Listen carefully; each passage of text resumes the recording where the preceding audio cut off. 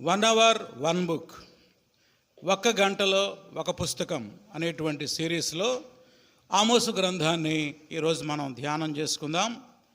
ఆమోసు గ్రంథం 1వ అధ్యాయం 1వ వచనాన్ని అందరం కలిసి చదువుకుందాం. ఆమోసు గ్రంథం 1వ అధ్యాయం 1వ వచనం. యూదా రాజు అయిన ఉజ్జియా దినములలోను ఇశ్రాయేలు రాజుకు యెహోయాషు కుమారుడైన యరొబాము దినములలోను భూకంపము కలుగుటకు 2 సంవత్సరాల ముందు ఇశ్రాయేలీయులను గూర్చి తెకోవలోని పశుల కాపరులలో ఆమోసునకు కనబడిన దర్శన వివరము. తలలు వంచండి, ప్రార్థన చేసుకుందాం. ప్రేమమయుడా మా ప్రియ పరలోకపు తండ్రి, పాత నిబంధన గ్రంథంలో ఒక్కొక్క పుస్తకాన్ని ధ్యానించడానికి, అనేక ఆత్మీయ విషయాలు నేర్చుకొని బలపరచబట్టానికి మాకిచ్చిన ఈ చక్కటి అవకాశాన్ని బట్టి వందనాలు చెల్లిస్తున్నాం నాయన. ఈ సమయంలో మరి ఆమోసు గ్రంథాన్ని మేము ధ్యానించుకొనబోతూ ఉండగా నీ వాక్యము ద్వారా మీరు మాతో మాట్లాడి మమ్మల్ని బలపరచండి. మాకు అవసరమైన వర్తమానాన్ని మీరు మాకు అందించమని నజరేయుడైన యేసు నామములో అడుగుతున్నాం తండ్రి, ఆమేన్. ప్రభునందు ప్రియమైన సహోదరి సహోదరులారా, ఆమోసు గ్రంథం గురించి ఈరోజు మనం కొన్ని విషయాలు ధ్యానం చేసుకుందాం. ఆమోసు అనేటువంటి మాటకు అర్థం ఏంటంటే భారమును భరించువాడు. ఏంటి చెప్పండి? భారమును మోసేవాడు, భారము భరించేవాడు. ఆమోసు గ్రంథంలో 9 అధ్యాయాలు ఉన్నాయి. 9 chapters, 9 అధ్యాయాలు ఉన్నాయి. వ్రాయబడిన కాలము క్రీస్తు పూర్వం 760 నుండి 750 సంవత్సరాల మధ్య కాలంలో, క్రీస్తు పూర్వం 760 నుండి 750 సంవత్సరాల మధ్య కాలంలో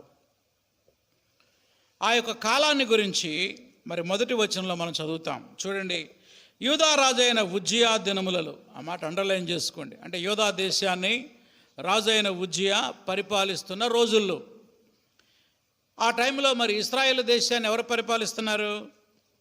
ఇశ్రాయేలు రాజుకు యెహోయాషు కుమారుడైన యరొబాము దినములలో. ఈయన మొదటి యరొబాము కాదు, ఇతను 2వ యరొబాము. మొదటి యరొబాము ఎవరి కుమారుడు? నెబాతు కుమారుడు. ఈయన ఎవరి కుమారుడు?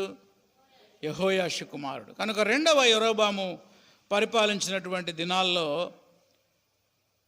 ప్రాముఖ్యంగా ఇశ్రాయేలీయులను గూర్చి ఈయన ప్రవచనాలు చెప్పాడు. కాబట్టి ఈ పుస్తకం ఎస్పెషల్లీ ప్రత్యేకంగా ఎవరి నిమిత్తం రాయబడిందంటే ఉత్తర రాజ్యమైన ఇశ్రాయేలు దేశానికి ఈయన ప్రవక్తగా పరిచర్య చేశాడు. దక్షిణ రాజ్యం యూదా, ఉత్తర రాజ్యం ఇజ్రాయేల్.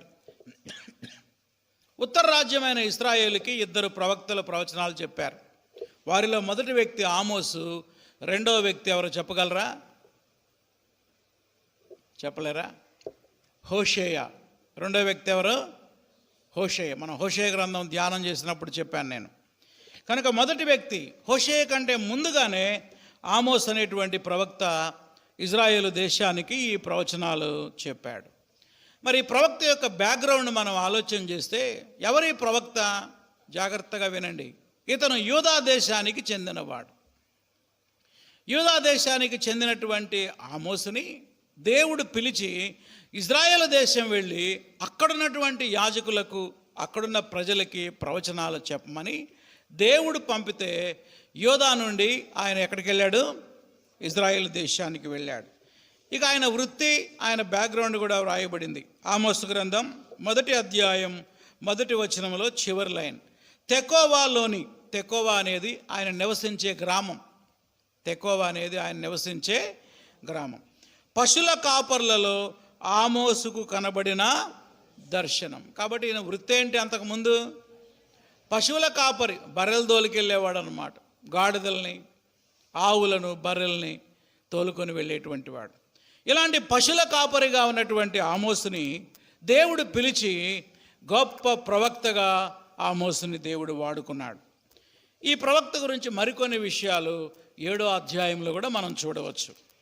ఆమోసు గ్రంథం 7వ అధ్యాయం 15వ వచనంలో దేవుడు తనని ఎలా పిలిచాడో, ఎందుకు పిలిచాడో యాజకుడైనటువంటి అమజ్యాతో ఈ మాట చెప్తా ఉన్నాడు. చూడండి 14వ వచనం. అందుకు ఆమోసు అమజ్యాతో ఇట్లా, నేను ప్రవక్తనైనను కాను, ప్రవక్త యొక్క శిష్యుడను కూడా కాను, కానీ పశువుల కాపరినై మేడి పండ్లు ఏరుకునేవాడిని. ఈ వచనంలో ఇంకొక విషయం కూడా బయటపడింది. ఏంటి ఆయన పని? మేడి పండ్లు ఏరుకునేవాడు. ఆయన ఏమన్నాడంటే, మన భాషలో చెప్పాలంటే, నేను పాస్టర్ గారి కొడుకునేం కాదు, ప్రవక్త కుమారుణ్ణి కాదు, ప్రవక్త శిష్యుణ్ణి కూడా కాదు. నేనేదో పశువులు కాసుకుంటా ఉంటే, మేడి పండ్లు ఏరుకుంటా ఉంటే దేవుడు నన్ను పిలిచి ఉత్తర దేశమైనటువంటి ఇజ్రాయేలుకి వెళ్ళి ప్రవచనాలు చెప్పమన్నాడు. 15వ వచనం. నేను నా మందలను కాచుకొనుచుండగా యెహోవా నన్ను పిలిచి. ఎవరు పిలిచారు ఆయన్ని? దేవుడు పిలిచాడు. నీవు పోయి నా జనులకు ఇశ్రాయేలు వారికి ప్రవచనము చెప్పమని నాతో సెలవిచ్చాను. కనుక ప్రియమైన దేవుని బిడ్డలారా, మనం గమనించాల్సిన సత్యం ఏంటంటే, ఆమోసు ఒక ప్రవక్తల కుటుంబానికి చెందినవాడు కాదు. ఆయన ఒక సామాన్యమైనటువంటి మానవుడు. ఇదంతా ఆలోచిస్తూ ఉంటే మనం నేర్చుకోవాల్సిన గొప్ప పాఠం ఏంటంటే, దేవుడు ఎవరినైనా వాడుకుంటాడు. అదే కదా, ఎవరిని వాడుకున్నాడు ఈరోజు? ఒక పశువుల కాపరిని గొప్ప ప్రవక్తగా దేవుడు వాడుకున్నాడు. మనలో చాలామంది ఇలా అనుకుంటారు, నేను పనికిరానేమో సేవ చేయడానికి, దేవుని వాక్యం చెప్పడానికి నేను పనికిరానేమోనని. అలా ఎవరు అనుకోవాల్సిన పని లేదండి. దేవుడు ఎవరినైనా వాడుకుంటాడు. అవసరమైంది ఏంటంటే దేవుని పిలుపు. అది ఆయనకేముంది? దేవుని పిలుపు ఉంది. తనకై తాను సేవకు రాలా. కొంతమంది తమకై తాము ప్రకటించుకుంటారు, మేము సేవకులం అయ్యామని. అలాంటి సేవకుడు కాదు ఆయన. ఆయన దేవుని పిలుపును బట్టి తన వృత్తిని విడిచిపెట్టి, తాను చేసే పనిని విడిచిపెట్టి, దేవుడు పిలిచిన పిలుపుకు లోబడి దక్షిణ దేశమైనటువంటి యూదా దేశం నుండి ఉత్తర రాజ్యమైనటువంటి ఇజ్రాయేలు దేశానికి ప్రవక్తగా వెళ్ళాడు. ఇది మరి ఆయన యొక్క పిలుపు, ఆయన బ్యాక్గ్రౌండ్ గురించి మనం చూసాం. సందర్భం ఏంటంటే, ఇజ్రాయేలు దేశం మొట్టమొదట విగ్రహారాధనలోకి వెళ్ళిపోయినటువంటి దేశం. అవునా? దాని మొట్టమొదటి రాజు పేరు ఏం పేరు? యెరోబాము.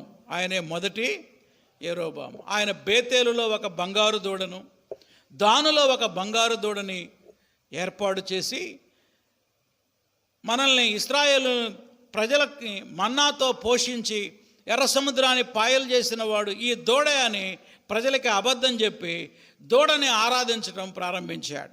కేవలం పదవి కోసం, పదవి కాపాడుకోవడం కోసం. ఆ రీతిగా విగ్రహారాధన మొట్టమొదట ఎక్కడ ప్రవేశించింది? ఇజ్రాయేల్ దేశంలో ప్రవేశించింది. ఆ తర్వాత కాలంలో వచ్చినటువంటి రాజులు ఉన్నారు, ఆహాబు, యెజెబెలు. వారి కాలంలో ఇంకా ఎక్కువైపోయింది విగ్రహారాధన. ఇప్పుడు ప్రస్తుతం రాజు ఎవరు? రెండవ యెరోబాము కాలంలో దేశం సుసంపన్నమైంది, బాగా ఆశీర్వదింపబడింది, ఎటువంటి శత్రువుల బెడద లేదు, చాలా ఆర్థికంగా ఉచ్చస్థితికి, ఉన్నత స్థితికి ఎదిగింది. ఒకటే వినండి, ఎప్పుడైతే ఆర్థికంగా ఉన్నత స్థితికి వెళ్తామో మనం ఆత్మీయంగా పడిపోయే ప్రమాదం చాలా ఉన్నది. చెప్పండి, ఆర్థికంగా బాగా ఉన్నత స్థితికి వెళ్తే ఆత్మీయంగా ఎలా పడిపోయే అవకాశాలు ఉన్నాయి? మొట్టమొదట గర్వం వస్తుంది. అవునా? ఏమొస్తుంది? అలాంటి గర్వమే ఇజ్రాయేలుకి వచ్చింది. రెండవది, తమకంటే తక్కువ వారిని, పేదవారిని చిన్న చూపు చూసే ప్రమాదం ఉంది. అలాంటి పరిస్థితులు ఉన్నాయి ఇజ్రాయేల్ దేశంలో. కేవలం చిన్న చూపు చూడటం మాత్రమే కాదు, కానీ ఇజ్రాయేల్ దేశంలో ఉన్న సంపన్నులు, ధనవంతులు పేదవారిని దోచుకుంటున్నారు. పేదలకి అన్యాయం జరుగుతూ ఉంది. ఇలాంటి భయంకరమైనటువంటి పరిస్థితుల్లో ఆ ప్రజల్ని ఖండించడానికి, హెచ్చరించడానికి, వారిని పశ్చాత్తాపడమని పిలుపునివ్వడానికి దేవుడు ఆమోసుని ఇజ్రాయేలు దేశానికి పంపించాడు. దేవుడు పంపడంలో ఉద్దేశం వాళ్ళని శిక్షించాలని కాదు. ఈ ప్రవచనాలు వినైనా వాళ్ళు మారు మనసు పొందాలని, తమ గర్వం అనే పాపాన్ని, విగ్రహారాధనని, లేదా బేదల్ని అణిచివేయడం అనేటువంటి పాపాన్ని, దోచుకోవడం అనే పాపాన్ని విసర్జించి ఇకనైనా వారు దేవుని దగ్గరికి రావాలని ఒక ప్రేమతో దేవుడు ఆమోస్ని యోధా దేశం నుండి ఎక్కడికి పంపాడు? ఇజ్రాయేలు దేశానికి పంపాడు. అది సందర్భం, వ్రాయబడినటువంటి సందర్భం. ఇప్పుడు గ్రంథ విభజన. మరి 9 అధ్యాయాలు ఉన్నాయి. ఈ 9 అధ్యాయాలని మనం ఎలా విభజించవచ్చు? హెడ్డింగ్ పెట్టుకోండి, గ్రంథ విభజన. ఆమోసు గ్రంథ విభజన. ఇప్పుడు దాకా మనం చాలా విషయాలు చూసాం. ఆమోస్ అంటే అర్థం ఏంటి, ఆమోసు గ్రంథంలో 9 అధ్యాయాలు ఉన్నాయని, ఆమోసు గ్రంథం క్రీస్తు పూర్వం 760 నుండి 750 వరకు రాయబడిందని, ఆమోసు గ్రంథాన్ని ఆమోసు రాసే ముందు, ప్రవక్తగా కాకముందు ఆయన ఏం వృత్తి చేసేవాడు, దేవుడు ఎలా ఆయన్ని సేవకు పిలిచాడు, ఎక్కడికి పంపించాడు, ఇవన్నీ మనం చూసాం. ఇప్పుడు గ్రంథ విభజన. ఈ గ్రంథాన్ని మనము 4 భాగాలుగా విభజించవచ్చు. ఎన్ని భాగాలు? 4 భాగాలు. అవి మొట్టమొదటి మెయిన్ హెడ్డింగ్స్ చెప్తాను, తర్వాత సబ్ హెడ్డింగ్స్లోకి వెళ్దాం. మొట్టమొదటిది అన్య జనాంగాలపై దేవుని తీర్పు. చెప్పండి, మొట్టమొదటిది ఏంటి? అన్య జనాంగాలపై దేవుని తీర్పు. రెఫరెన్స్ రాసుకోండి. 1వ అధ్యాయం 1వ వచనం నుండి 2వ అధ్యాయం 3వ వచనం వరకు. 2వ అధ్యాయం ఎక్కడి దాకా? 3 వరకు. 2వ అధ్యాయం 3 వరకు. కనుక ఈ యొక్క భాగం అంతా జడ్జిమెంట్ ఎవరి మీదకి? అన్య జనాంగం మీదకి. అసలు నిజానికి ఈ పుస్తకం యొక్క ఉద్దేశం అన్యజనులకు తీర్పు కాదు, ఇజ్రాయేలీలకి తీర్పు. కానీ తీర్పుని ఎలా ప్రారంభించాడంటే సరౌండింగ్ నేషన్స్ నుంచి ప్రారంభం చేశాడు. నెక్స్ట్, 2వది యూదా ఇశ్రాయేలుపై దేవుని తీర్పులు. యూదా డాష్ ఇశ్రాయేలుపై దేవుని తీర్పులు. కేవలం అన్యజనులకు మాత్రమే కాదు తీర్పు, ఇప్పుడు దేవుని ప్రజలని పిలువబడుతున్నటువంటి యూదా వారికి మరియు ఇజ్రాయేల్ వారికి కూడా దేవుని యొక్క తీర్పుల గురించి వ్రాశాడు. 2వ అధ్యాయం 4వ వచనం నుండి 6వ అధ్యాయం 14వ వచనం వరకు. 2, 3, 4, 5, 6 అధ్యాయాలు యూదా ఇశ్రాయేలుపై తీర్పులు. 2వ అధ్యాయం 4 నుండి 6వ అధ్యాయం 14 వరకు. ఇక 3వ విభాగం, థర్డ్ డివిజన్ ఏంటంటే భవిష్యత్ తీర్పును గురించి, భవిష్యత్తులో జరగబోయే తీర్పును గూర్చిన 5 దర్శనాలు, 5 విజన్స్. ఆమోసుకు దేవుడు చూపిన ఎన్ని విజన్స్, ఎన్ని దర్శనాలు? 5. మీరు సింపుల్గా రాసుకోవాలంటే 5 విజన్స్ అని రాసుకోండి. 5 దర్శనాలు. ఈ 5 దర్శనాలు కూడా జడ్జిమెంటల్ విజన్స్ అన్నమాట, తీర్పుకు సంబంధించిన దర్శనాలు. అవి 7వ అధ్యాయం 1 నుండి 9వ అధ్యాయం 10వ వచనం వరకు. 7వ అధ్యాయం 1 నుంచి ఎక్కడి దాకా? 9వ అధ్యాయం 10 వరకు.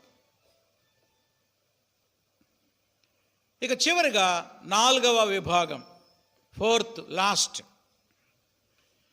దేవుని వాగ్దానాలు. దేవుని వాగ్దానాలు, లేకపోతే ఇశ్రాయేలు పునరుద్ధరణ అని కూడా రాసుకోవచ్చు. ఇశ్రాయేలు పునరుద్ధరణ అంటే దేవుడు ఇశ్రాయేలుని శిక్షించినా భవిష్యత్తులో దేవుడు తప్పకుండా మళ్ళీ వాళ్ళని ఏం చేస్తాడు? హక్కున చేర్చుకుంటాడు. తల్లి బిడ్డను కొట్టినప్పుడు ఏడుస్తూ ఉంటే మళ్ళీ కౌగిలించుకున్నట్టుగా దేవుడు ఇశ్రాయేలీయుల్ని శిక్షించినా మళ్ళీ దేవుడికి వారిని భవిష్యత్తులో వాళ్ళని ఏం చేస్తాడు? పునరుద్ధరిస్తాడు, పునర్నిర్మిస్తాడు అనే మాటని 9వ అధ్యాయం 11వ వచనం నుండి చివరి వరకు, అనగా 15వ వచనం వరకు. 9వ అధ్యాయం 11 నుంచి 15వ వచనం. ఈ రీతిగా 4 మేజర్ డివిజన్స్గా ఈ పుస్తకాన్ని మనం విభజన చేయవచ్చు. ఇప్పుడు మనం సబ్ డివిజన్స్లోకి వెళ్దాం. ఒకసారి చెప్తారా ఏంటో ఈ 4? మొట్టమొదటిది అన్య జనాంగాలకు దేవుని తీర్పులు. 2వది యోధా ఇశ్రాయేలుకు దేవుని తీర్పులు. 3వది తీర్పును గురించిన 5 దర్శనాలు. 4వది దేవుని యొక్క వాగ్దానాలు లేదా ఇశ్రాయేలు యొక్క పునరుద్ధరణ. అది హోప్, నిరీక్షణ. ఇప్పుడు మనం వరుసగా ఒక్కొక్క దానిలో నుంచి సబ్ డివిజన్స్ ఏంటో మనం చూద్దాం. మొట్టమొదటిది హెడ్డింగ్ పెట్టుకోండి, అన్య జనాంగాలపై దేవుని తీర్పులు. అన్య జనాంగాలపై దేవుని తీర్పులు. ఎక్కడి నుంచి ఎక్కడి దాకా? 1వ అధ్యాయం 1వ వచనం నుండి 2వ అధ్యాయం 3వ వచనం వరకు. మొట్టమొదటిది ABC అట్లా రాసుకోండి. దమస్కుపై దేవుని తీర్పు. బ్రాకెట్లో సిరియా. సిరియా అనే దేశానికి రాజధాని పేరు దమస్కు. ఇప్పుడు కూడా ఉంది, డమాస్కస్ అని పిలుస్తూ ఉంటారు. సిరియా దేశానికి రాజధాని పేరేంటి? దమస్కుపై దేవుని తీర్పు. 1వ అధ్యాయం 3 నుండి 5 వచనాలు. 3 నుండి 5. రెండవది ఫిలిస్తీ దేశంపై దేవుని తీర్పు. ఫిలిస్తీ దేశంపై దేవుని తీర్పు. గాజా అనే ఒక పట్టణం పేరుంది. మొత్తం ఫిలిస్తీన్లో 5 పట్టణాలు ఉంటాయి. అవి మీకు ఎక్స్ప్లెయిన్ చేసేటప్పుడు మీకు వివరిస్తా. 6 నుండి 9 వచనాలు. 6 నుండి ఎక్కడి దాకా? 9. నెక్స్ట్ సి, తూరు పట్టణంపై తీర్పు. తూరు ఇది సముద్ర తీర ప్రాంతం. తూరుపై దేవుని తీర్పు. 9, 10 వచనాలు. 9, 10 వచనాలు. ఇందాక ఫిలిస్తీన్పై ఏమి రాసుకున్నారు? 6 నుంచి 8 రాసుకోండి. అక్కడ 8తో అయిపోయింది. 9, 10 తూరుపై దేవుని యొక్క తీర్పు. డి, ఎదోముపై దేవుని తీర్పు. ఎదోము ఇది ఒక దేశం. దేశం పేరేంటి? ఎదోమీలు అంటే ఎవరు? ఏశావు సంతానం. యాకోబు యొక్క అన్న సంతానాన్ని ఏమంటారు? ఎదోమీలు అంటారు. 11, 12 వచనాలు. 11, 12 వచనాలు. నెక్స్ట్ ఈ, అమ్మోనీయులపై దేవుని తీర్పు. అమ్మోనుపై తీర్పు. 13 నుండి 15 వచనాలు. 13 నుండి 15 వచనాలు. దీంతో 1వ అధ్యాయం అయిపోయింది. నెక్స్ట్ ఎఫ్, మోయాబుపై దేవుని తీర్పు.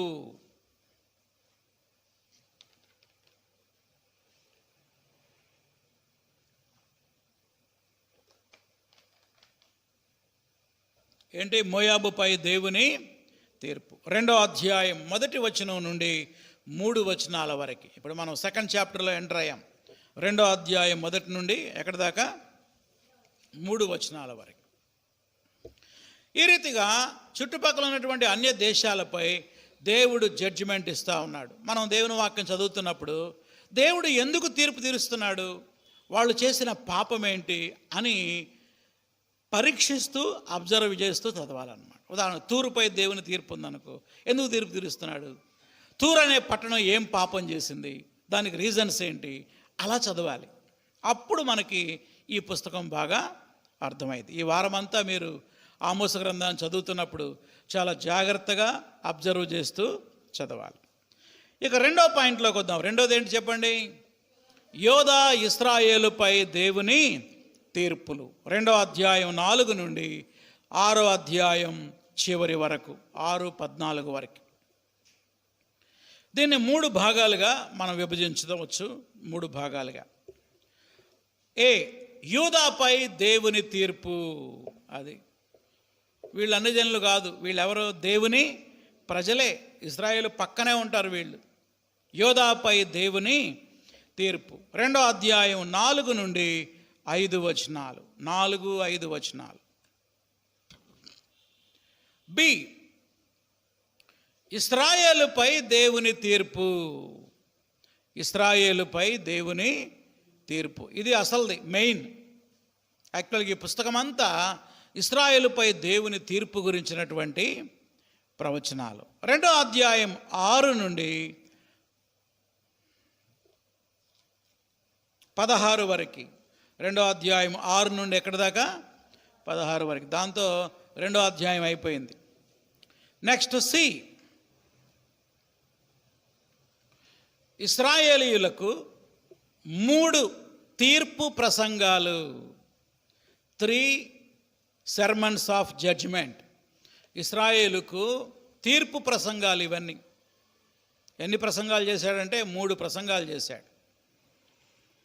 3 మెసేజెస్, 3 తీర్పు ప్రసంగాలు.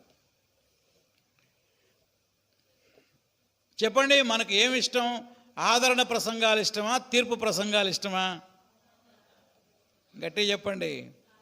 ఆదరణ ప్రసంగాలు అంటేనే ఇష్టం. దేవుడు మిమ్మల్ని దీవిస్తాడు, ఆశీర్వదిస్తాడు, అది చేస్తాడు, ఇది చేస్తాడని. అయితే ఆమోసు ప్రసంగాలలో ఎక్కడ కూడా ఆదరణ ప్రవచనాలు లేవు. ఎక్కడో లాస్ట్లో ఉన్నాయి వాగ్దానాలు. అన్నీ ఏం ప్రసంగాలు? తీర్పు ప్రసంగాలు. ఆ తీర్పు ప్రసంగాలలో మొత్తం 3 అని చెప్పాను కదా, ఆ 3 ఎక్కడ ఉన్నాయో చెప్తా, నోట్ చేసుకోండి. 1, ఇశ్రాయేలీయుల యొక్క ప్రస్తుత స్థితి. ఇశ్రాయేలీయుల యొక్క ప్రస్తుత స్థితి గురించి వాళ్ళకి ఒక ప్రసంగం చేశాడు ఆమోస్. అది 3వ అధ్యాయం. 3వ అధ్యాయం. That is the first message. Next number 2, రెండవది ఇశ్రాయేలీయుల యొక్క గత స్థితి. గతంలో మీరు ఎలా ఉన్నారో చెప్తాడు ఒక ప్రసంగంలో. ఇది 2వ ప్రసంగం, 4వ అధ్యాయం. ఎన్నో అధ్యాయం? 4వ అధ్యాయం. ఇక ఫైనల్ మెసేజ్ ఉంది, 3వ మెసేజ్. భవిష్యత్తులో ఇశ్రాయేలు మీదకి రాబోయే శిక్ష. భవిష్యత్తులో ఇశ్రాయేలు మీదకి రాబోయే శిక్ష. ఈ శిక్ష గురించి 5, 6 అధ్యాయాల్లో ప్రసంగం చేశాడు. 5, 6 అధ్యాయాల్లో ప్రసంగం. ఈ ప్రసంగం చాలా బాగుంటుంది. ఈ ప్రసంగంలో ఆయన దేవుడు మీ మీదకి శిక్ష పంపిస్తున్నాడు, అయితే మీరు పశ్చాత్తాపడండి. ఒకవేళ మీరు పశ్చాత్తాపడితే నేను చెప్పే ఏ శిక్ష మీ మీదకి రాదు అని చక్కగా ఆయన వివరిస్తాడనమాట.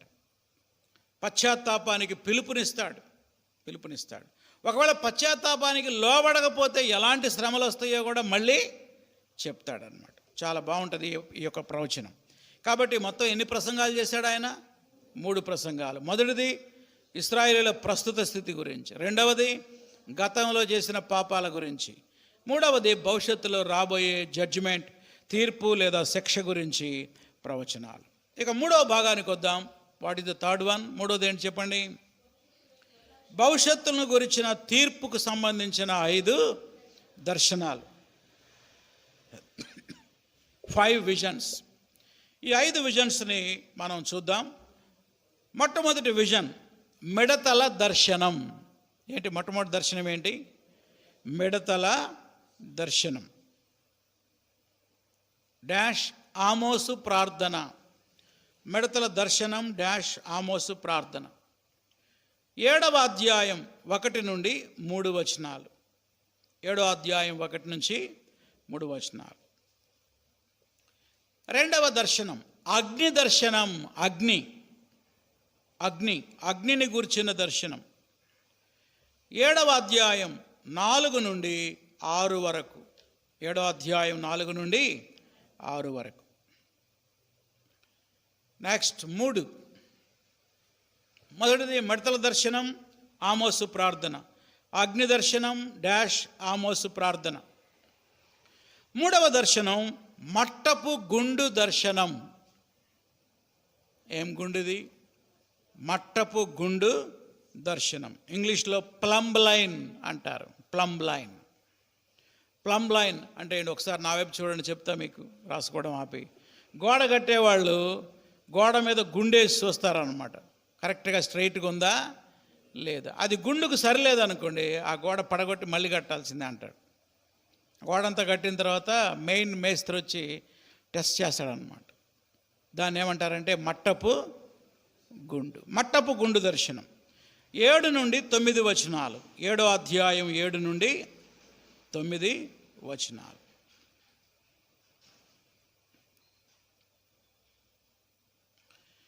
నెక్స్ట్ 4వ భాగం. ఇది దర్శనం కాదు, ఇది భాగం. యాజకుడైన అమజ్యాకు శిక్షా ప్రవచనం. యాజకుడైన అమజ్యాకు ఆదరణ ప్రవచనం కాదు, ఇది తీర్పు ప్రవచనం. 7వ అధ్యాయం 10 నుండి 17 వచనాలు. 7వ అధ్యాయం 10 నుండి 17వ వచనం వరకు. చెప్పండి, ఇప్పటివరకు ఎన్ని దర్శనాలు చూసాం మనం?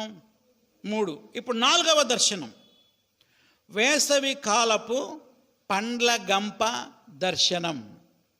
వేసవి కాలపు, ఎండాకాలం అన్నమాట, ఎండాకాలపు పండ్ల గంప, వేసవి కాలపు పండ్ల గంప దర్శనం. 8వ అధ్యాయం. 8వ అధ్యాయం. ఇక చివరిగా 6వ పాయింట్ ఏంటంటే 5వ దర్శనం, యెహోవా దేవుని దర్శనం. ఈయన దర్శనంలో డైరెక్ట్గా యెహోవా దేవుణ్ణి చూశాడనమాట. దర్శనం, దేవుణ్ణి ఎలా చూశాడు, దేవుడు ఏమని చెప్పాడు ఆయనకి, ఆ వివరాలన్నీ కూడా ఈ విజన్లో మనం చూస్తాం. దేవుని దర్శనం, యెహోవా దేవుని దర్శనం. 9వ అధ్యాయం 1 నుండి 10 వచనాల వరకు. 1 నుంచి ఎక్కడి దాకా? 10 వచనాలు. Okay, right. ఇక లాస్ట్ పార్ట్ ఏంటి? దేవుని వాగ్దానాలు, ఇశ్రాయేలు పునరుద్ధరణ. ఎక్కడి నుంచి ఎక్కడి దాకా? 11 నుండి 15 వచనాలు. కేవలం 4 వచనాల్లో దేవుడు ఎలా పునరుద్ధరిస్తాడో తెలియచేశాడు. ఇదండి గ్రంథ విభజన. మీరు రేపటి నుంచి చదివేటప్పుడు ఈ బుక్ పక్కన పెట్టుకొని చదవాలన్నమాట. వరుసగా ఒక్కొక్క పార్ట్ చదువుకుంటూ వస్తే మీకు ఆమోసు గ్రంథం చక్కగా అర్థమవుతుంది. రైట్, మంచిది. ఇప్పుడు ఇక మనం ఒక్కొక్క అధ్యాయంలోకి వెళ్దాం. అధ్యాయం లోపలికి వెళ్ళి చూద్దాం అసలు ఏమేమి విషయాలు ఉన్నాయి, ఏమేమి నేర్చుకోవాలి ఈ జనరేషన్లో, మనం ఈ తరంలో, ఈ పుస్తకం ద్వారా. చెప్పండి, మొదటి అధ్యాయం మొదటి పాయింట్ ఏంటి? అన్య దేశాలపై దేవుని తీర్పు. ఒకసారి ఆ పేర్లు చూద్దాం. చూడండి, మొట్టమొదటిది ఏంటి చెప్పండి? దమస్కుపై దేవుని తీర్పు. 3వ వచనం 1:3. యెహోవా సెలవిచ్చినదేమనగా, దమస్కు, అదిగో దమస్కు ఉంది కదా అక్కడ, మీ బైబిల్లో రాసుకోండి బ్రాకెట్లో, సిరియా. దమస్కు అంటే అర్థం ఏంటి? సిరియా. దమస్కు 3 సార్లు 4 సార్లు చేసిన దోషములను బట్టి నేను తప్పకుండా దాన్ని శిక్షిస్తాను. అమ్మో, ఎన్నిసార్లు చేసింది? 3 సార్లు మరియు 4 సార్లు. అంటే ఏంటి? ఇంతకీ 3 సార్లా 4 సార్లా? ఒక బ్రదర్ ఫోన్ చేశాడు నాకు, బ్రదర్ ఆమోసు గ్రంథంలో 3 సార్లు 4 సార్లు అన్నాడు, ఇంతకీ 3 సార్లా 4 సార్లా అని. దాని అర్థం ఏంటంటే 3 అని 4 అని కాదు, పదే అని. అప్పుడప్పుడు మనం ఏం చేస్తాం వాడుక భాషలో, నీకు ఎన్నిసార్లు చెప్పాను? ఇప్పటికీ 60 సార్లు చెప్పాను అంటారు కదా. 100 సార్లు చెప్పాను, నిజంగా 100 సార్లు చెప్పినట్ట. దాని అర్థం ఏంటి? పదే అని దాని భావం. పదే చేసిన దోషాలను బట్టి నేను తప్పకుండా దాన్ని శిక్షిస్తాను. ఏంటి దాన్ని చేసిన పాపం ఏంటి?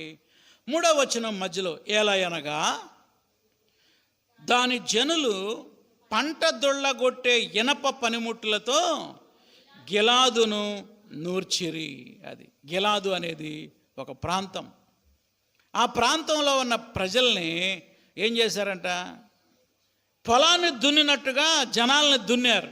ఇక మీరు ఊహించండి ఎంత కర్కశంగా, ఎంత కఠినంగా మనుషులను చంపారు.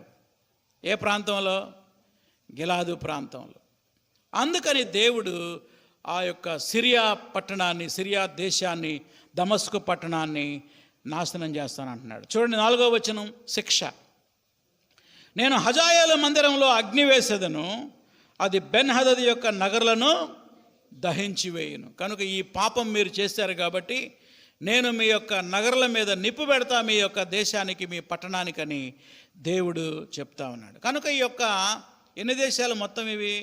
మొట్టమొదటిది దమస్కు, 2వది ఫిలిస్తీ, 3వది తూరు, 4వది ఎదోము, 5వది అమ్మోను, 6వది మోయాబు, 7వది యూదా. ఇశ్రాయేలు కాకుండా ఈ దేశాల గురించి మీరు అధ్యయనం చేసినప్పుడు ఏం చేయాలంటే ప్రతి దానికి అవుట్లైన్ తయారు చేసుకోవాలి. మొట్టమొదట దేశం యొక్క దోషం ఏంటి, ఆ దోషం ఏంటో స్టడీ చేయాలి. దేవుడు ఆ దేశం మీదకి ఎలాంటి శిక్షని పంపిస్తానంటున్నాడు. మీకు ఎగ్జాంపుల్ కోసం ఇంకొకటి చూపిస్తా. అన్నీ ఎక్స్ప్లెయిన్ చేయను కానీ 1-2 ఎక్స్ప్లెయిన్ చేస్తా. 13వ వచనం, యెహోవా సెలవిచ్చినదేమనగా, అమ్మోనీయులు 3 సార్లు 4 సార్లు చేసిన దోషమును బట్టి నేను తప్పకుండా వారిని శిక్షిస్తాను. వీళ్ళేం చేశారు? ఏలయనగా తమ సరిహద్దులను మరీ విశాలం చేయదలచి గిలాదులో ఉన్న గర్భిణీ స్త్రీల కడుపులను చీల్చిరి. అది వీళ్ళు తమ యొక్క టెరిటరీని, తమ దేశాన్ని విస్తృతం చేసుకోవడం కోసం గిలాదు దేశం మీదకి యుద్ధానికి వెళ్ళారు. గిలాదు పట్టణం మీదకి వెళ్ళారు. అక్కడికి వెళ్ళి గర్భవతులను ఏం చేశారంటే వాళ్ళ కడుపులు చీల్చారనమాట. అంటే గర్భవతి అని కూడా చూడకుండా వాళ్ళ పొట్ల మీద గర్భంతో ఉన్నటువంటి నిండు నెలల గర్భిణీ పొట్ట మీద బూట్ కాళ్ళతో తన్ని ఉంటారు వీళ్ళు. ఎవరు? అమ్మోనీయులు. అంటే అంత కర్కశంగా గర్భిణీ స్త్రీ ఆ టైంలో వాళ్ళకి పాపం గర్భస్రావం అయిపోయి ఎంత వేదన చెందారో. మీరు ఎంత వేదనైనా చెందండి, మాకు కావాల్సింది ఏంటంటే మీ దేశాన్ని మేము ఆక్రమించుకోవాలి. దురాక్రమణ అన్నమాట. ఇదంతా దేవుడు చూస్తూ ఉన్నాడు. అమ్మోనీయులపై భయంకరమైన తీర్పు తీర్చబోతున్నాడు. 6, 7, 8 వచనాల్లో ఫిలిస్తీ దేశం ఉంది. ఏం దేశం? ఫిలిస్తీ దేశం అంటే ఒకటి కాదండి. ఒకసారి నా వైపు చూడండి. ఫిలిస్తీలో 5 పట్టణాలు ఉంటాయి. ఎన్ని పట్టణాలు?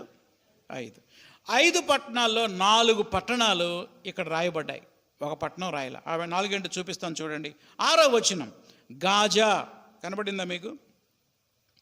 8వ వచనం అష్దోదు. అదే వచనంలో 2వ లైన్ అష్కెలోను. 8వ వచనం లాస్ట్ లైన్లో ఎక్రోను. కనబడిందా? ఇవన్నీ ఇలా రౌండ్గా సర్కిల్ గీసుకోండి. గాజా, అష్దోదు, అష్కెలోను, ఎక్రోను. ఒకటి మిస్ అయింది. ఆ దేశం పేరు, ఆ పట్టణం పేరు ఏంటంటే గాతు. గొలియాతుది ఆ ఊరే. గాతు వాడైన గొలియాతు. మీరు మీ బైబిల్లో రాసుకోండి. 5వ పట్టణం ఏంటి? గాతు. బైబిల్లో ఎక్కడైనా ఈ 5 పట్టణాల పేర్లుంటే మన మైండ్లో ఏం రావాలంటే ఇది ఫిలిస్తీ దేశం అన్న సంగతి మన గమనానికి రావాలి. ఏంటి వీళ్ళేం చేశారు? వీళ్ళు చేసిన పాపం ఏంటి? 6వ వచనం 3వ లైన్ ఏలయనగా ఎదోము వారికి అప్పగింపవలెనని తాము చెరపట్టిన వారందరినీ కొనిపోయారు. వీళ్ళు మనుషుల వ్యాపారం చేశారు, బిజినెస్ అన్నమాట. ఎదోమీయులు బానిసల్ని ఎక్స్పోర్ట్ చేస్తూ ఉంటారు. వీళ్ళు ఒక దేశం మీదకి యుద్ధానికి వెళ్తారు, దాన్ని ఓడిస్తారు, వాళ్ళందరినీ చెరపడతారు. చెరపట్టి వాళ్ళని ఏం చేస్తారు? ఎదోమీయులకు అమ్ముకుంటారు అన్నమాట. కిడ్నాప్ చేసి అమ్ముకోవటం, మనుషులతో వ్యాపారం చేయటం చాలా భయంకరం. మనుషుల్ని వస్తువులుగా అమ్మేయటం. ఇప్పుడు ఈ దినాల్లో కూడా చాలామంది దుర్మార్గులు ఉన్నారు. కొంతమంది అమ్మాయిలకి ఆకర్షించి వాళ్ళని ముంబాయి వేశ్యాగృహాలకు అమ్ముకునే వాళ్ళు ఉన్నారు. వినే ఉంటారు మీరు. వాళ్ళు ఏం చేస్తున్నారు? మనుషుల్ని వస్తువుల్లాగా అమ్మేస్తున్నారు. అటువంటి భయంకరమైన పాపం వీళ్ళు చేశారు. ఇప్పటికే నేను 3 విషయాలు చెప్పేశాను. మిగతా అన్నీ మీరు స్టడీ చేయండి. దేవుని బిడ్డలమైన మనం వీళ్ళు చేసేటువంటి పాపంలో ఏ పాపం కూడా మనం చేయకూడదు.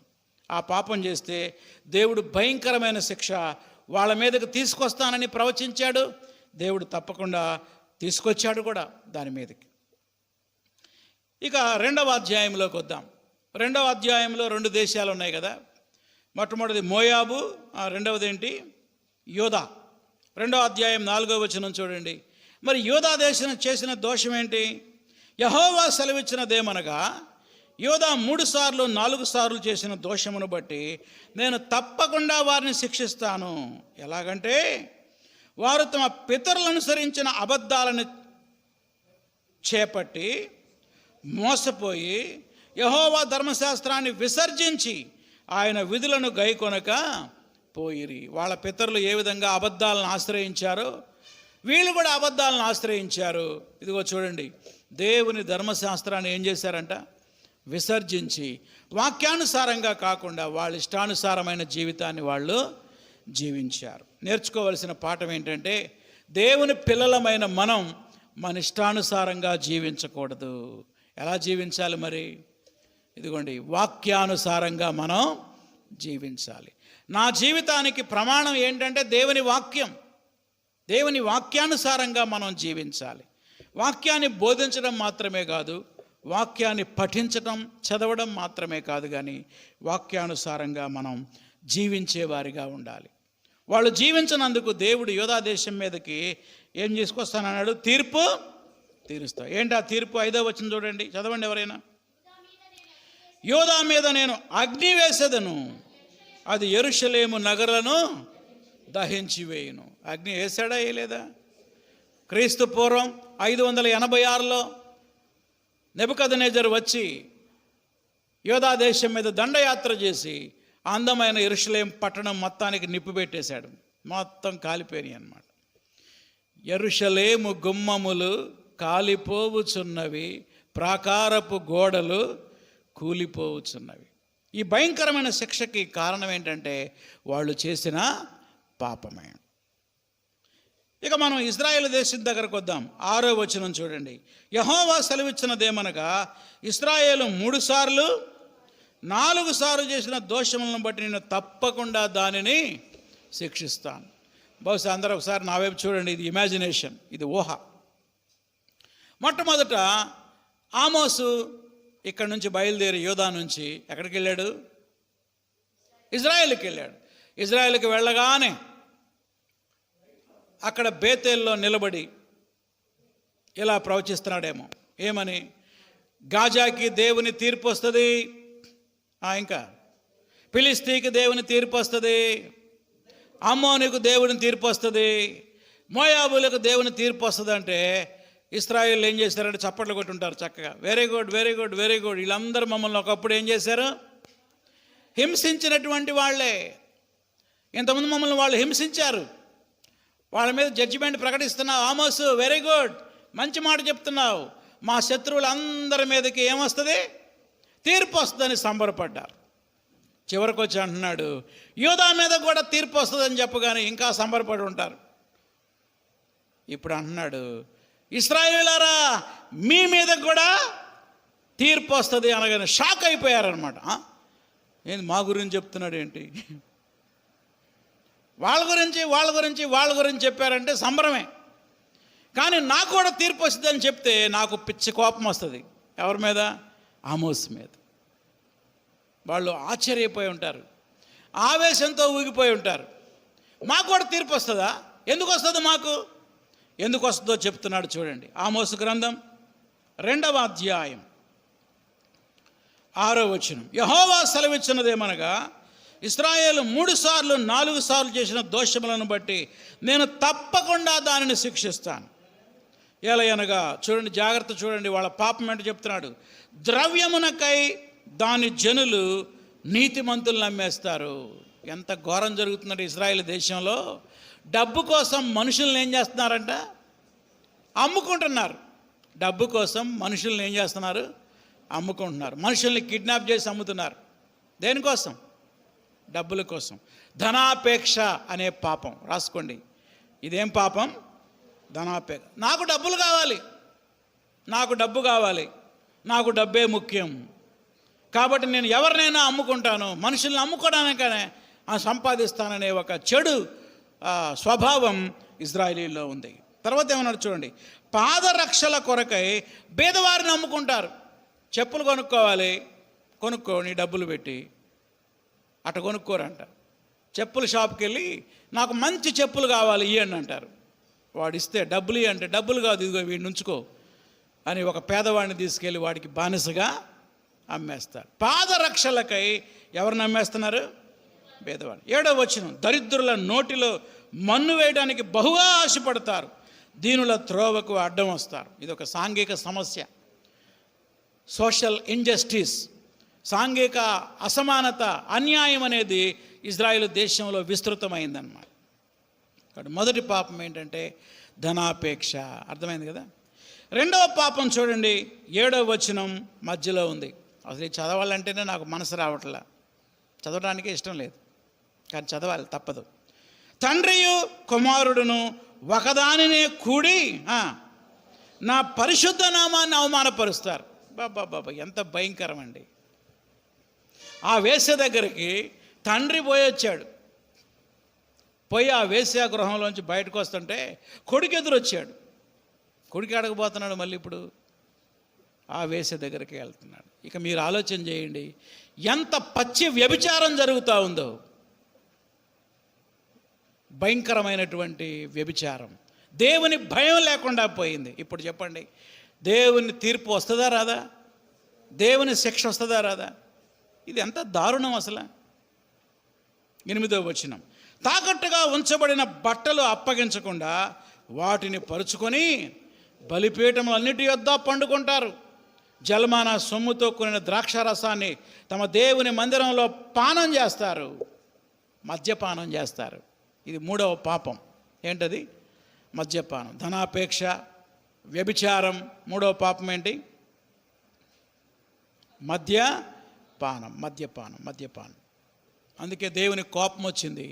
దేవుడు ఏమంటున్నాడు చూడండి, 13వ వచనం, ఇదిగో పంట చేని మోపుల నిండు బండి నేలను అణగదొక్కునట్లు నేను మిమ్మును అణగదొక్కుదును. ఈయన వ్యవసాయదారుడు కదా, ఆ ఎగ్జాంపుల్ ఉపయోగించాడు. పంట పండిన తర్వాత ఒక 50-60 బస్తాలు 100 బస్తాలు బండి మీద వేసుకొని, ఒక 50 బస్తాలు బండి మీద వేసుకొని వస్తూ ఉంటే నేల ఏమైపోతూ ఉంటుంది? అణిగిపోతూ ఉంటుంది అన్నమాట. మళ్ళీ చూడండి, ఇదిగో పంట చేని మోపుల నిండు బండి నేలను అణగదొక్కున్నట్టు నేను మిమ్మను అణగదొక్కుతాను, నేను మిమ్మల్ని పనిష్ చేస్తానని దేవుడు పిలుపునిస్తూ ఉన్నాడు.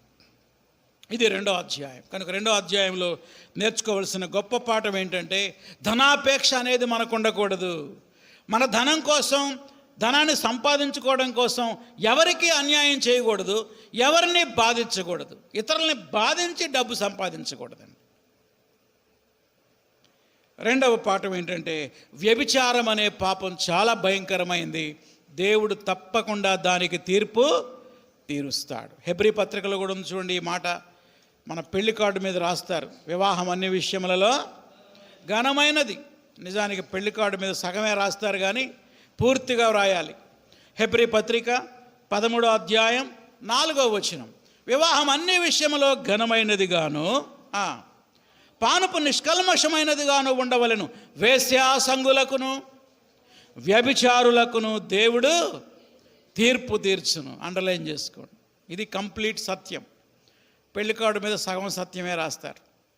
పరిపూర్ణమైన సత్యం ఏంటంటే, వివాహం అన్ని విషయాల్లో ఘనమైనది, కానీ దేవుడు వేశ్యాసంగులకి వ్యభిచారులకి ఏం చేస్తాడు? తీర్పు తీరుస్తాడు. ఇక 3వ అధ్యాయంలోకి రండి. 3, 4, 5 అధ్యాయాలన్నీ కూడా ఇవన్నీ ఏంటి గుర్తుందా మీకు? ఆమోసు చేసిన 3 ప్రాముఖ్యమైన ప్రసంగాలు. 3వ అధ్యాయం ప్రసంగం టైటిల్ ఏంటి? ఇశ్రాయేలీయుల ప్రస్తుత స్థితి. చూడండి వాళ్ళ ఎలాంటి విగ్రహారాధన చేస్తున్నారో. 3:14 చదవండి. ఆమోసు గ్రంథం 3వ అధ్యాయం 14వ వచనం. ఇశ్రాయేలు వారు చేసిన దోషములను బట్టి నేను వారిని శిక్షించే దినమున బేతేలులోని బలిపీఠాలను శిక్షిస్తాను. ఆగండి, ఎవరిని శిక్షిస్తాడంట? బేతేలులో ఆ బంగారు దూడను చూసారా? ఆ దూడ కొరకు ఏర్పాటు చేసిన బలిపీఠాలని అక్కడ బలర్పిస్తున్నారు దూడకి.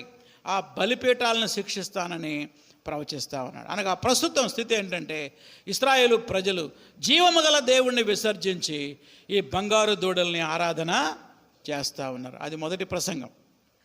2వ ప్రసంగం 4వ అధ్యాయంలో ఉంది చూడండి. షోమ్రోను పర్వతమునున్న బాషాను ఆవులారా. దేవుడు ఎవరితో మాట్లాడుతున్నాడు ఇప్పుడు?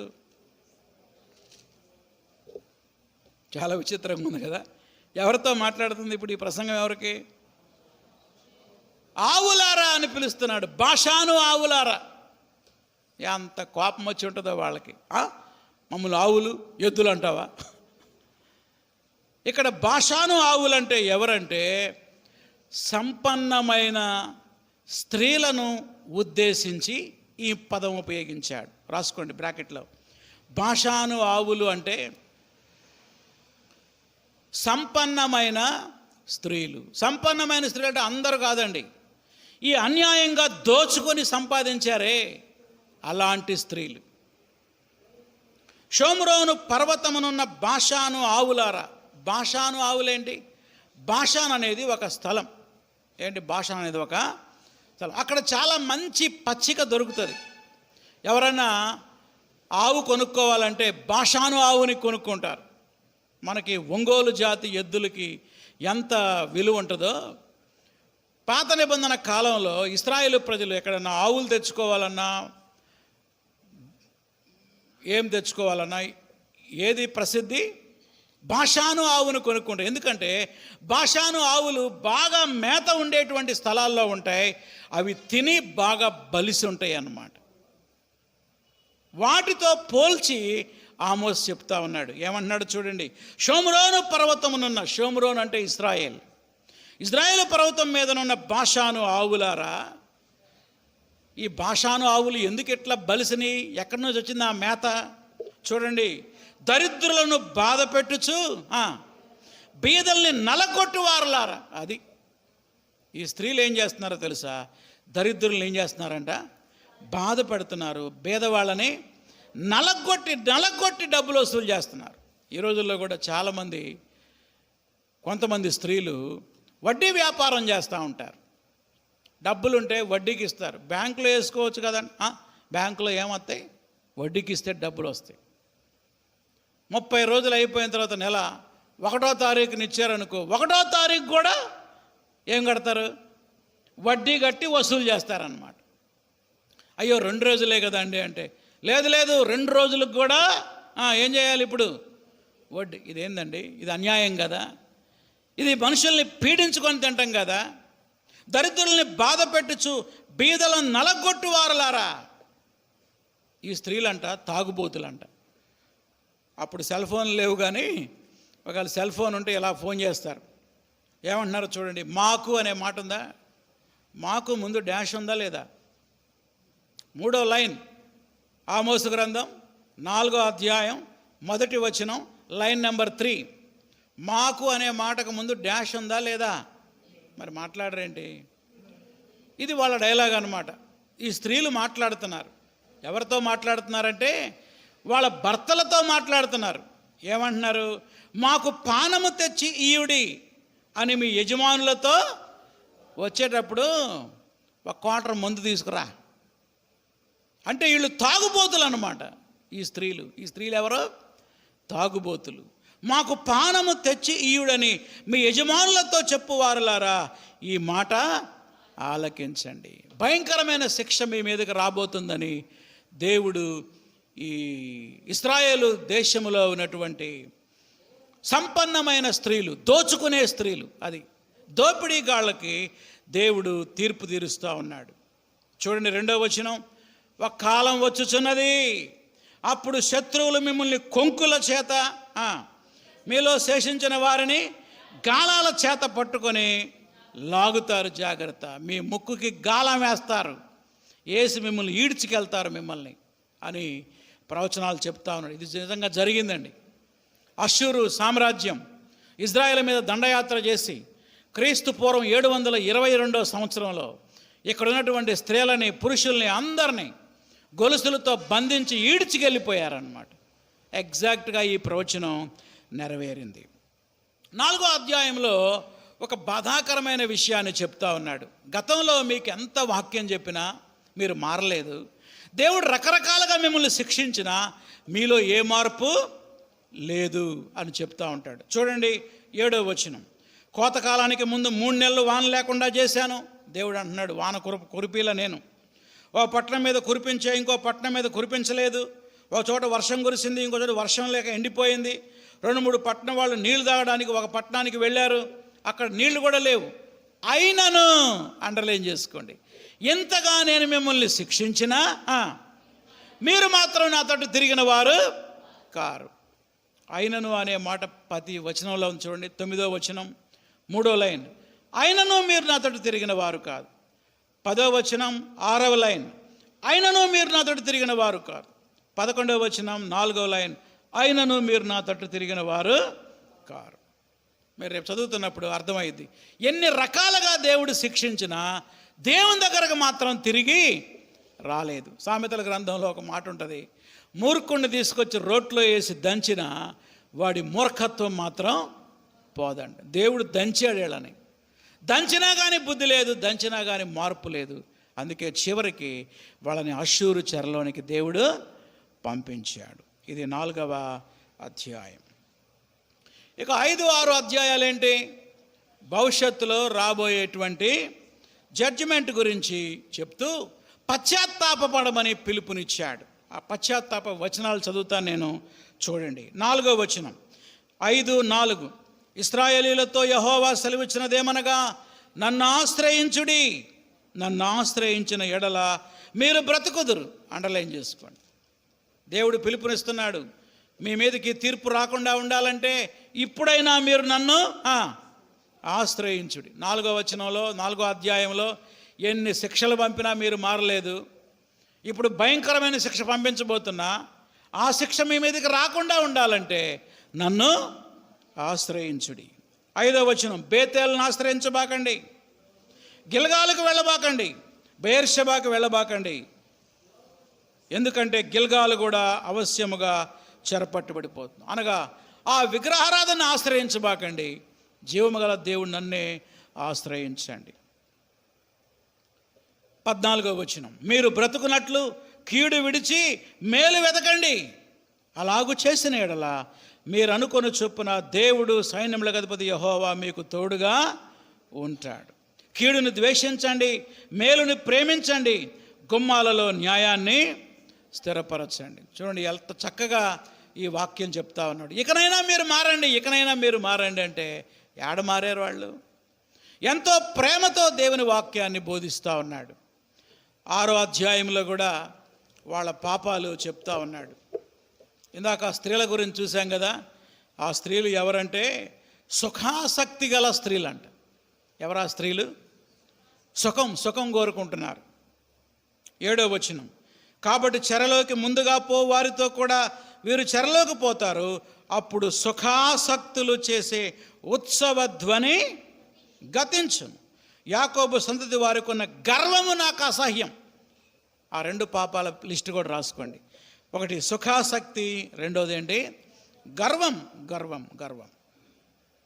14వ వచనంలో మీరు గనక ఈ పాపాన్ని విడిచిపెట్టకపోతే ఎలాంటి తీర్పు వస్తుందో చెప్తున్నాడు. 14వ వచనం, ఇందుకు దేవుడును సైన్యములకు అధిపతిగా యెహోవా సెలవిచ్చినదేమనగా, ఇశ్రాయేలులారా, నేను మీ మీదికి ఒక జనమును రప్పింతును. ఎవరా జనం? అష్షూరు. రాసుకోండి అక్కడ జనం అన్న దగ్గర. వారు హమాతు పోవు మార్గం మొదలుకొని అరణ్యపు నది వరకు మిమ్మల్ని ఏం చేస్తారు? బాధిస్తారు. ఇప్పటి వరకు 3 ప్రసంగాలు మనం చూసాం. 3 ప్రసంగాల్లో శిక్ష గురించి ప్రవచించాడు. ఇకనైనా పశ్చాత్తాపడమని వాళ్ళకు పిలుపునిచ్చాడు, బతిమలాడాడు. అయినా ఎటువంటి మార్పు లేదు. ఇక దేవుడు ఆయనకు 5 దర్శనాలు చూపించాడు. ఎన్ని దర్శనాలు? 5. ప్రతి దర్శనం కూడా జడ్జిమెంట్, తీర్పుకు సంబంధించిన దర్శనాలు. చూడండి, మొదటి దర్శనం 7వ అధ్యాయం 1వ వచనం, కడవరి గడ్డి మొలుచున్నప్పుడు ప్రభు అయిన యెహోవా మిడతలను పుట్టించి దర్శన రీతిగా నాకు కనబరిచెను. ఆ గడ్డి రాజునకు రావలసిన కోత అయిన తర్వాత మొలిచింది. నేలను మొలిచిన పచ్చిక అంతయు ఆ మిడతలు తినివేసినప్పుడు ప్రార్థన చేస్తున్నాడు, ప్రభువగు యెహోవా, నీవు దయచేసి క్షమించుము, యాకోబు కొద్ది జనములు గలవాడని మనవి చేయగా అతడు ఎలాగూ నిలుచును అని మనవి చేయగా యెహోవా పశ్చాత్తాపడి అది జరగదు అని సెలవిచ్చాను. దేవుడు ఒక దర్శనం చూపిస్తున్నాడు. ఈ దర్శనం ఎప్పుడు వచ్చిందో చెప్తున్నాడు. కడవరి గడ్డి మొలిచినప్పుడు, వాళ్ళు వ్యవసాయం చేసేటప్పుడు గడ్డి 2 రకాలు. మొదట వచ్చేటువంటి గడ్డి అంతా కూడా రాజుగారికి పంపించేస్తారు, ట్యాక్స్ కట్టాలి కదా, పన్ను. ఇప్పుడు కడవరి గడ్డి వస్తుంది, ఇది మాత్రం వ్యవసాయదారుడికి చెందుతుంది. ఇంతకుముందు వచ్చినటువంటి పంట అంతా ఎవరికి ఇచ్చేశారు? పన్ను కట్టేశారు, ట్యాక్స్ కట్టేశారు. ఇప్పుడు పంట విస్తారంగా ఉంది, గడ్డి విస్తారంగా ఉంది. రైతు అనుకుంటున్నాడు, అమ్మయ్య నాకు ఈ సంవత్సరం పంట బాగుంది అనుకుంటున్న సందర్భంలో దేవుడు భయంకరమైన మిడతలు పంపించాడంట. ఆ మిడతలు ఏం చేస్తున్నాయి చూడండి. 2వ వచనం, నేలను మొలిచిన పచ్చిక అంతా ఆ మిడతలు ఏం చేసినాయి? తినేసినాయి, అంతే, గడ్డి లేకుండా పోయినాయి. ఇప్పుడు ఏడుస్తున్నాడు ప్రవక్త ఆమోసు, అయ్యో ప్రభువా, ఈ గడ్డంతా మిడతలు తినేస్తే యాకోబు ఎలా బతుకుతాడయ్యా, దయచేసి ఆ తెగులు పంపించొద్దయ్యా అని ఆమోసు ప్రార్థన చేశాడు. దేవుడు ఆమోసు ప్రార్థన విని, సరేలే నీ ప్రార్థనని విన్నాను, మిడతల్ని పంపను అని చెప్పాడు. 7 నుండి 3 నుండి 4 నుండి 6 వచనాల్లో ఈసారి అగ్ని చేత దహించాలని 2వ దర్శనం. దేని చేత? మళ్ళీ ప్రార్థన చేశాడు, దేవుడు దాన్ని కూడా పంపనన్నాడు. మూడవ దర్శనం ఏంటి? మట్టపు గుండు దర్శనం. గుండేసి చూశాడు. గోడను ఏ విధంగా గుండేసి సరి చూస్తారో దేవుడు కూడా ఇశ్రాయేలుకు గుండేసి చూస్తే ఆ గోడ వంకరగా ఉంది. కాబట్టి ఆ గోడను ఇప్పుడు ఏం చేయాలి? పడగొట్టాలి. నేను మిమ్మల్ని పడగొడతానని చెప్తా ఉన్నాడు. ఇలాంటి ప్రవచనాలన్నీ ఆ బేతేలుకు వచ్చి ఆ బలిపీఠం దగ్గర నిలబడి ఈయన ప్రవచనాలు చెప్తా ఉంటే అక్కడ పనిచేసే యాజకుడికి కోపం వచ్చేసింది. ఆ యాజకుడి పేరు అమజ్య. ఏం పేరు యాజకుడి పేరు? 10వ వచనం. అప్పుడు బేతేల్లోని యాజకుడైన అమజ్య వెంటనే రాజుగారికి కంప్లైంట్ ఇచ్చాడు. రాజు పేరు ఏం పేరు? యరొబాము. ఏమని కంప్లైంట్ ఇచ్చాడు చూడండి. ఇశ్రాయేలుల మధ్య ఆమోసు నీ మీద కుట్ర చేస్తున్నాడు. అదేంట కంప్లైంట్లో మొదటి విషయం ఏంటి? ఇక్కడ ఒక ఆమోస్ అనే ప్రవక్త వచ్చాడు. వాడు ఎక్కడోడు కాదు, మన దేశం వాడు కాదు. ఎక్కడి నుంచి వచ్చాడు? యోధా నుంచి వచ్చాడు. వాడు మీ మీద కుట్ర పన్నుతున్నాడు. ఏంటి కుట్రలో భాగం? యరొబాము ఖడ్గము చేత వస్తాడని, ఇశ్రాయేలు తమ దేశాన్ని విడిచి చెరలోకి పోతారని ప్రకటిస్తూనే ఉన్నాడు. అతని మాటలు దేశము సహింపచాలు. రాజుగారు మీరు ఇప్పుడు ఆమోస్ మీద యాక్షన్ తీసుకోవాలి. వీడు మన మీద కుట్ర పన్నాడు, మీరు మర్డర్ అయిపోతారంట, మీరు చస్తారంట, వీడు చెప్తున్నాడు అని చెప్తున్నాడు అనమాట. మన ఇజ్రాయెల్ దేశం ఓడిపోయిద్దంట, మనమంతా చెరలోకి వెళ్ళిపోతామంట. కాబట్టి ఆమోసు మీద మీరు చర్య తీసుకోండి అని కంప్లైంట్ చేశాడు. అమజ్య 2 పనులు చేశాడు. ఒకటి ఫిర్యాదు చేశాడు, రెండవది బెదిరించాడు. ఆమోసుని ఎలా బెదిరిస్తున్నాడో చూడండి. 12వ వచనం. మరియు అమజ్య ఆమోసుతో అంటున్నాడు, దీర్ఘదర్శి తప్పించుకొని పారిపోము యోధా దేశానికి. నువ్వు యాడ్ నుంచి వచ్చావో అడగబో. ఎవడరా నువ్వు మా దేశానికి వచ్చి ఈ మాటలు చెప్తున్నావు? అచ్చటనే బత్తెము సంపాదించుకో. పొట్టకూటి కోసం ఇంత దూరం వచ్చావా? మీ ఊర్లో దొరకలేదా? మీ దేశంలో పో. చెప్పండి, ఆమోసు పొట్టకూటి కోసం వచ్చాడా? బతుకు తెరువు కోసం వచ్చాడా? దేవుడు పంపితే వచ్చాడా? దేవుడు పంపితే వచ్చాడు. ప్రియమైన దేవుని బిడ్డలారా, దేవుని సేవకులంటే దేవుడు పంపితే మన మధ్యకి వచ్చిన వారన్న సంగతి మనం అర్థం చేసుకోవాలి. అక్కడే నీ వార్త ప్రకటించు, అక్కడే బత్తం సంపాదించుకో అని చెప్తా ఉన్నాడు.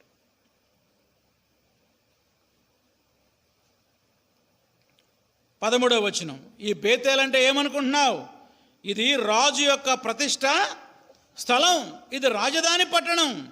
నీవిక దానిలో నీ వార్త ప్రకటన చేయకూడదు, వెళ్ళిపో అని బెదిరిస్తున్నాడు. అప్పుడు ఆమోసు చెప్పాడనమాట 14వ వచనంలో, నేను ప్రవక్తనే కాదు, ప్రవక్త శిష్యుణ్ణి కూడా కాదు, నేను పశువుల కాపరినై మేడి పండ్లు ఏరుకునేవాడిని. నేను నా మందలు కాసుకుంటా ఉంటే దేవుడు నన్ను పిలిచి ఇజ్రాయేలుకి వెళ్ళమంటే నేను వచ్చా. సరే ఇప్పుడు చెప్తా విను, నీకు ఒక ప్రవచనం చెప్తా వినని ఎంత ధైర్యంగా అమజ్యాకి ప్రవచనం చెప్పాడు. 17వ వచనం. మాట జారకూడదంటున్నావే నువ్వు, నీ భార్య పట్టణములో వేశ్య అవుతుంది, జాగ్రత్త.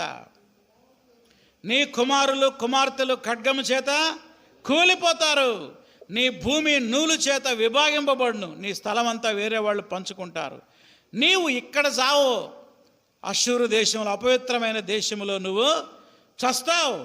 ఇశ్రాయేలు అందరూ దేశాన్ని విడిచి చెరగొనిపోతారు. ఎంత ధైర్యంగా సువార్త ప్రకటించాడో చూడండి.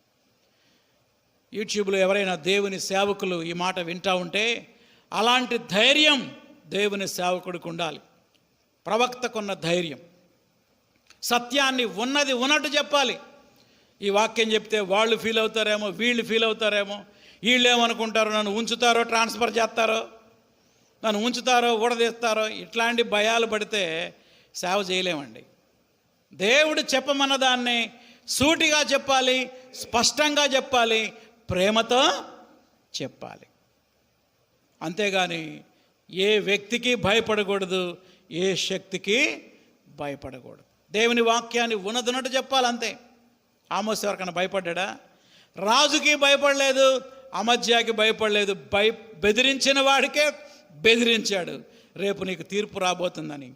ఎగ్జాక్ట్గా క్రీస్తు పూర్వం 722లో ఇదంతా జరిగింది. సుకుమారంగా ఉన్నటువంటి అతని భార్య ఏమైపోయింది? చివరికి వేసి అయిపోయింది. పిల్లలు ఖడ్గంతో చంపబడ్డారు. చివరికి తను చెరగొని అపవిత్రమైన దేశానికి వెళ్ళిపోయాడు, అక్కడ చనిపోయాడు. నేర్చుకోవాల్సిన పాఠాలు ఏంటంటే, పాపాన్ని గనక విడిచిపెట్టకపోతే దేవుని శిక్ష మన మీదకి వస్తుంది. దైవజనుడు దేవుని వాక్యాన్ని బోధిస్తున్నప్పుడు మనం ఆ బోధకుని మీద తిరుగుబాటు చేయకూడదు. మనలో ఏమైనా లోపం ఉంటే సరి చేసుకోవాలి, ప్రార్థన చేసుకోవాలి.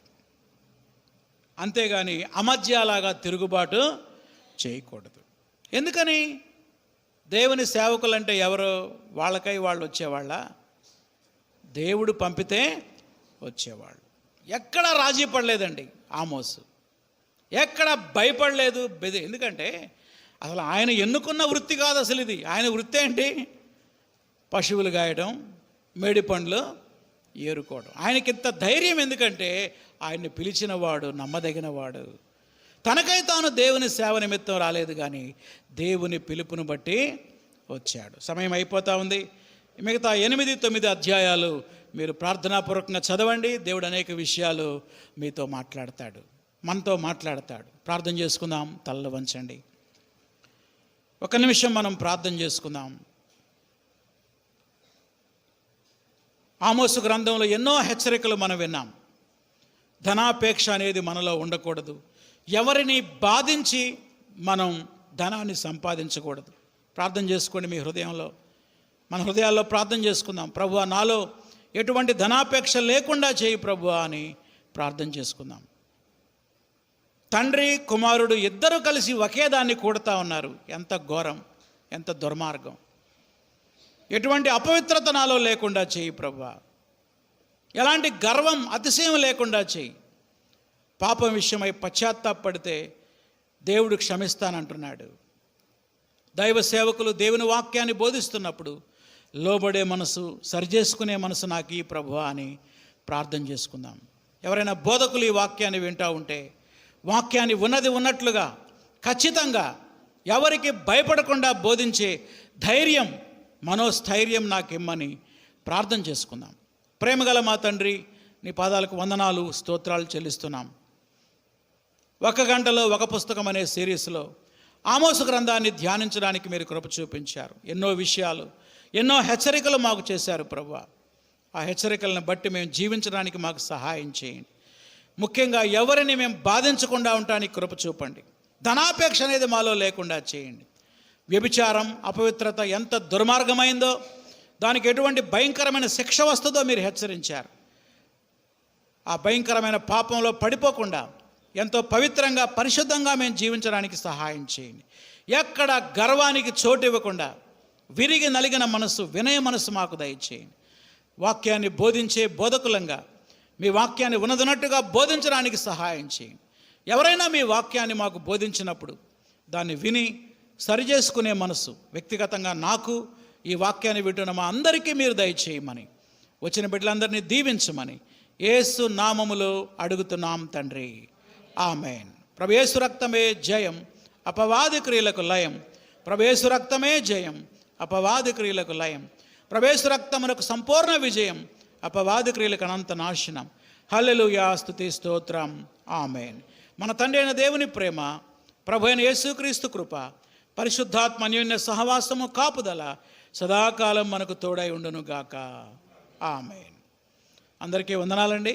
ఈ వారమంతా ఆమోసు గ్రంథాన్ని చదవండి, ధ్యానించండి. ఇంకా అనేక విషయాలు దేవుడు మనతో మాట్లాడతాడు. God bless you. Thank you.